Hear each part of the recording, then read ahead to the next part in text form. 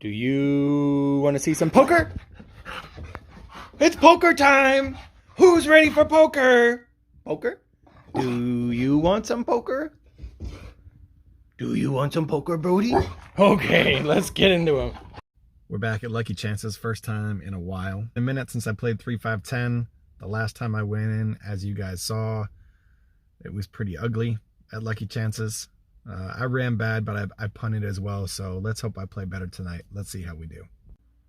I'd buy in for $700 and start getting a feel for the table.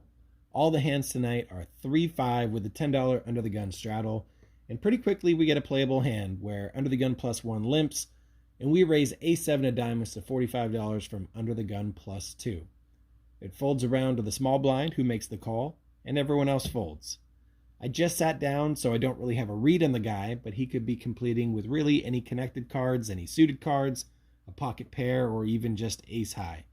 So heads up in position we go, and we get a flop of 7-6-3 with 2 clubs. He checks, and this board really isn't going to hit my range well, but I want to protect my 7 against any turn cards that are higher, like a 10, a jack, a king, something like that. So I decide to go polar, and I bet 85 into 108, and he makes the call. The pot is up to 278. The turn is a 4 of diamonds, so now any 5 makes a straight. He checks again. I'm going to fire one more time, and if he calls, I'm just going to call off the dogs and we'll check back the river. I bet 115 to show him I mean business, and he calls again. So the pot's up to 508 now. Time to just hold on for dear life. The river brings in another 6, and he goes all in for 277. I beat a missed clubs flush draw or another 7. I've represented strength here pre-flop, on the flop, and on the turn. So unless this guy puts me on something like ace-king and is just trying to buy the pot because he missed a draw, this is super strong from him. I need to be good here 26% of the time. And unless this guy is just insanely aggressive, I don't see him bluffing, considering I've shown strength throughout the hand. And I don't think he's value betting anything worse than trips here. Against my better judgment, in the moment, I settle on a call, and he shows 6-5 suited. He flopped a pair and a gutter, hit the straight on the turn, and got a third 6 just for overkill on the river. So either one of his 2 cards beat my entire hand. Looking back, I don't mind trying my bluff attempt on the turn, but to fire the flop, the turn, and then to call him leading out all in on the river is just bad poker. He's got something there every time. Woof! I torch a lot of money on the first hand I play. That's all right. Let it go. Move on to the next one. Well, hello, ladies. We wake up to pocket queens. I consider limp raising, but I instead just want to play this one straight up. I make it $35 to go. A guy who I later learned to be a maniac, let's call him Mike, makes it $200. The old 6x raise. It folds back to me. At the time, I didn't know if this 6x sizing was a bluff. Maybe he's playing scared money with something like pocket 10s, pocket jacks. But it's pretty rare for people to go this extreme with kings. I definitely don't think he's doing this with aces. I can either flat call this and leave myself with a little over 300 behind, play out of position, or I can go all in. The first option puts about 400 in the pot, and there's a lot of scary flops either for my queens or for hands that my queens beat. So I land on just ripping it in. So I go all in for another 300 or so more. He doesn't snap call, and he asks for a count. So right away, we know we've gotten it all in ahead. Eventually, Maniac Mike shrugs and puts in the call. The run out comes 8 of diamonds, 4 of diamonds, 3 of hearts, 10 of diamonds, 10 of hearts. I show pocket queens, and it is good. Just like that, we're resurrected and back to even on the session. After this hand, I go card dead for a little while.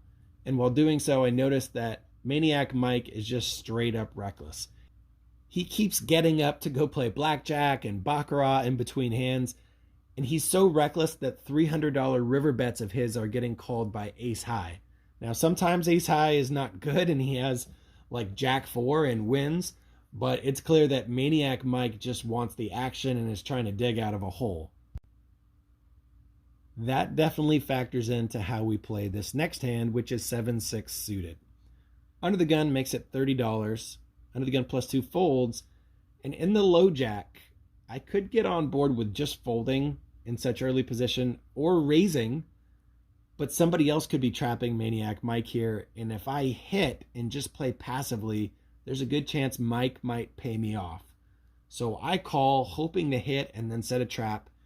Mikey calls, and we go 3 ways to a flop of 8-7-6, $100 in the pot, and we flop bottom 2 pair on a very connected board. Check, check. We're baiting our prey, and sure enough, Mikey throws in a bet of $200. Sometimes he'll have it here, but more than likely he has air or a single pair. Maybe he's got a 5 or a 9 for open-ended. Maybe he's got a pair plus open-ended. But I'm pretty strong. Plus 1 folds, and I call, putting 501 total in the pot, leaving me with about 750 left. If we get a blank turn, we can check raise and get it all in. But the turn brings in a 10. So my hand automatically goes from a monster to a bluff catcher. Any 9 now makes the straight. He could have a better 2 pair. I've shown strength, and despite that, he fires $400, so it's time to make a decision for my entire stack. I go back and forth and back and forth. Maybe it's a call more often than not, but ultimately I land on the fact that I'm going to get another chance later in the night. My prey gets out of the trap, and begrudgingly, my cards go into the muck. Damn it. We see a few more flops. End up folding 2 low pocket pairs that would have hit a set but ultimately lost, so dodged a couple bullets there. And eventually the next meaningful hand is Jack 8 of clubs out of the cutoff. It folds to me, and I bump it up to $35 and get called by both the small blind and the big blind. Flop comes out, Jack 8-7. We flop top 2. We're losing a pocket 7s and maybe 10-9, but otherwise we're going to be way ahead here. Checks to me, and we see bet $40, trying to get called by all those 1 pair hands, the straight draws, and the small blind sticks in the call. The big blind folds, and we go heads up, hoping for a brick turn, and it's even better than that. The dealer turns over another 8, so we boat up. The small blind checks, and I want to keep everything in play. I don't want to scare him off. I want him to have a cheap chance to improve on the river. I bet $40 again, and to my surprise, my opponent check raises me to $200. Yes. This opponent has been pretty tight and aggressive. He could be doing this with a straight. Maybe he's got an 8. Maybe he's got some sort of combo draw, or maybe he's just figuring that I'm not going to have many 8s in my range and trying to scare me off. I've got just under $500 left.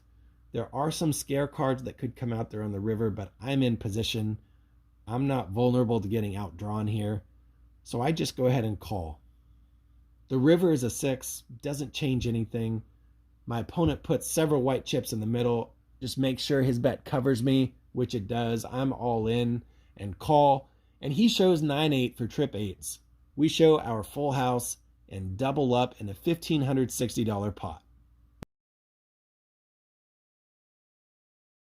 This is unfortunately a mid-session update that is on a new day. Part 1 of this video went well, played a couple hours, made $560, but then we had to go because we had pressing responsibilities.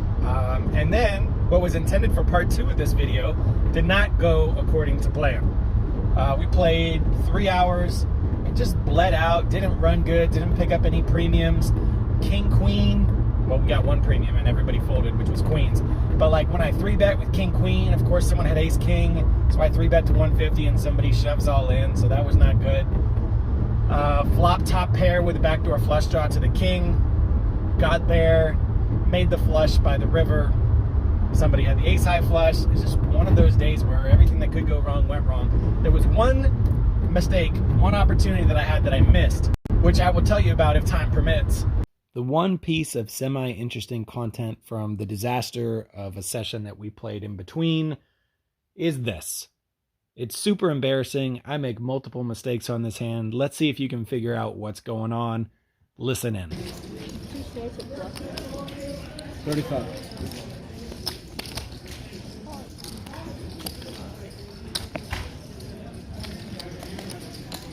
$64.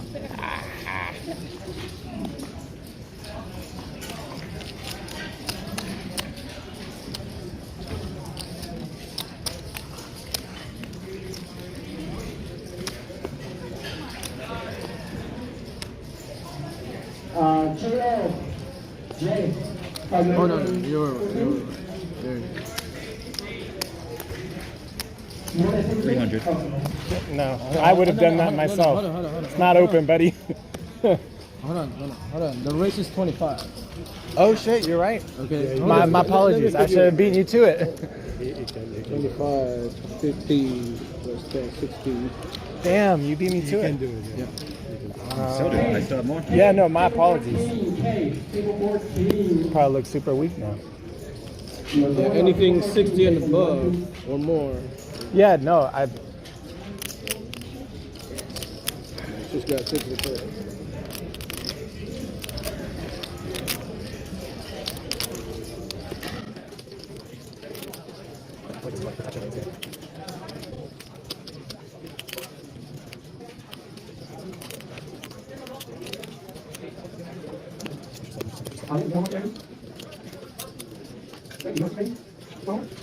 How embarrassing. Not only do I call him buddy, but I'm wrong, and I just punt away an excellent opportunity to either double up or steal an extra $300 uncontested. When he just calls me out of the cutoff, especially since he's been loose and splashy, I'm going to be way ahead here 9 times out of 10 at least. I read that. I knew it. I was a little bit worried that maybe he was colluding with his friend to where he knew she would shove, so he was trying to take advantage of me. But no, like I said in the video, I thought it just seemed like a protection raise. I had about 700 in my stack at this time, so it wasn't just a call and then fold if I missed the flop. It was either all in or fold, and in the moment, I just got worried that I was getting hustled. I got scared and I folded, but how embarrassing and what a missed opportunity. So now it's Sunday afternoon and we're going back to the scene of the crime a couple days later. Hopefully the theme of this video can be comebacks. That's what we're going for. Comebacks.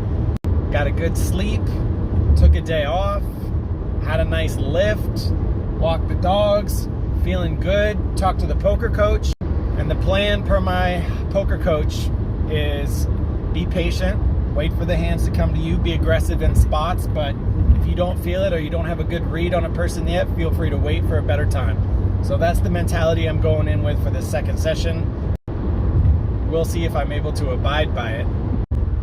Let the variance take care of itself over time. Don't get too hung up on the one day or one session results, because more importantly, do I play well over time? There are going to be bad beats, and there are going to be times when the variance is just not in my favor. So that's the goal. Let's see how we do. Win or lose, just make the right plays. Just make the right plays. That's the goal. First meaningful Sunday afternoon hand. The low jack limps, and I've got king queen offsuit on the button. I raise it up to 45.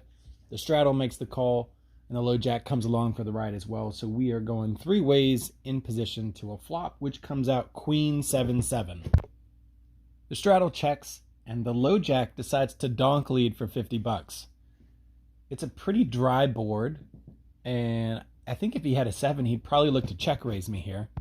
So I'm probably ahead. I think I'm beating all of the queens that he has. But if I raise, I think I'm only going to get called by better hands. So I just stick in the call, and the straddle gets out of the way.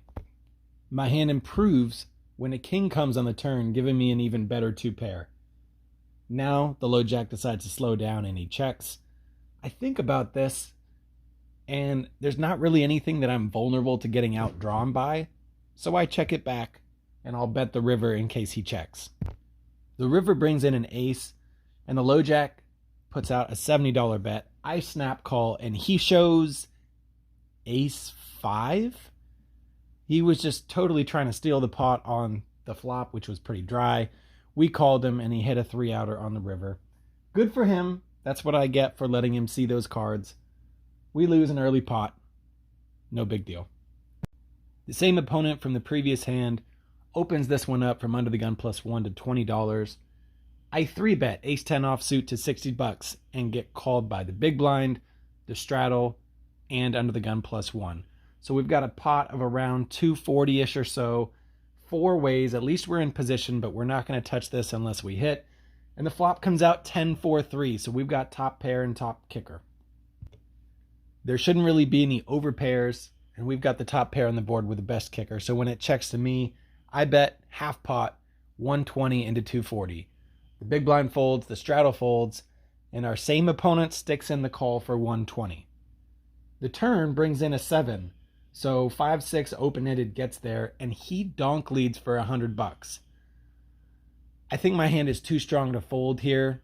I've seen him donk lead without the best hand before, so I think it over for a little bit, and I make the call to see what he does on the river. The river brings in a 6, so now there's a one-liner to a straight, and all of these low pocket pairs that maybe he was limping in with have hit sets, except for 5s, which of course are straights. This board really favors him, and even though I have the top pair, when he bets 175, I don't get a good feeling. I think this through a little bit longer, and I haven't seen him fire multiple times with a bluff. So even though I'm getting great pot odds here, I think about it for a minute and ultimately decide my hand is just not quite good enough. I let it go and surrender. We've lost back-to-back hands to this opponent. We need to turn things around a little bit later. Want to try out something new? See if you can figure out what hand I have. Is it 8-7 of clubs, ace-10 of hearts, queen-10 of hearts, or black pocket aces? Let's see if you can figure out what you think I have based on how I play this hand. I'm under the gun +2, and I open to $35, and I get called by a Raiders fan who's been an action player in the big blind, as well as our opponent from the previous 2 hands in the straddle. The flop comes out queen 9-6 with 2 hearts. Raiders fan checks, and what do you know about our opponent? Donk leads again, this time for $30 into a pot of about 100. Well, I've seen this before. I raise it up. I make it 90 to go, and both the Raiders fan and our friendly opponent from the previous couple hands make the call. Turn is the king of spades. It checks to me, and I get my money in. I go all in for about 250. Raiders fan insta-folds, and our opponent from the previous couple hands also relinquishes his hand. We take down the pot. Can you guess what we had? Hopefully it wasn't an easy pick for you. Hopefully I'm not quite that face up. Maybe I am, I don't know. Curious to hear what you say in the comments. But 8-7 of clubs would have flopped open-ended. Ace-10 of hearts gives us the nut flush draw, plus an overcard, plus a couple backdoor straight draws. Queen-10 of hearts gives us top pair, plus that flush draw. And black pocket aces make sense to protect. If you guessed Queen-10 of hearts, you got it right. If you guessed any of the other hands, that makes me feel even better. Unfortunately, my phone died, so you missed out on seeing me river a full house against someone else's trips. You missed me throw away a set of 4s when somebody rivered a gut shot.